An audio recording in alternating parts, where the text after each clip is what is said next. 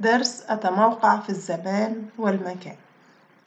تنقسم الأحداث إلى نوعين: الحدث التاريخي والحدث غير التاريخي.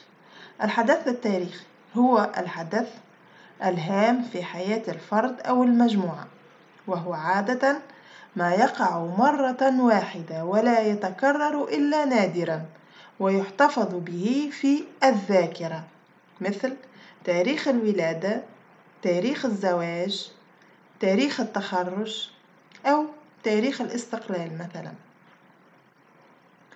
توا الحدث الغير تاريخي. الحدث الغير تاريخي هو مجموع الأحداث التي يعيشها يوميا الفرد وليست لها أهمية واضحة أو نادرة، ويمكن أن تتكرر عديد المرات، مثل الذهاب إلى المدرسة، الذهاب إلى الحلاق، نزول المطر، تحية العلم، إلى آخره. ولتحديد التاريخ والزمن اعتمد العلماء عدة تقاويم، وكلمة التقويم تعني التاريخ، أي ما نحدد به الزمن التاريخي.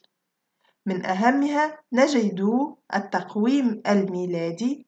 التقويم الميلادي وهو نسبة لميلاد المسيح عليه السلام سيدنا عيسى، حيث بدأوا التاريخ منذ ولادته، فنجد فترة ما قبل الميلاد أي ما قبل ميلاد المسيح، وفترة ما بعد ميلاد المسيح.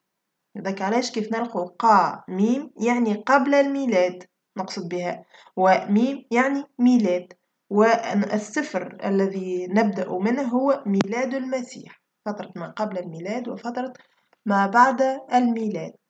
وهنالك التقويم الهجري، أي منذ هجرة الرسول الكريم عليه الصلاة والسلام من مكة إلى المدينة،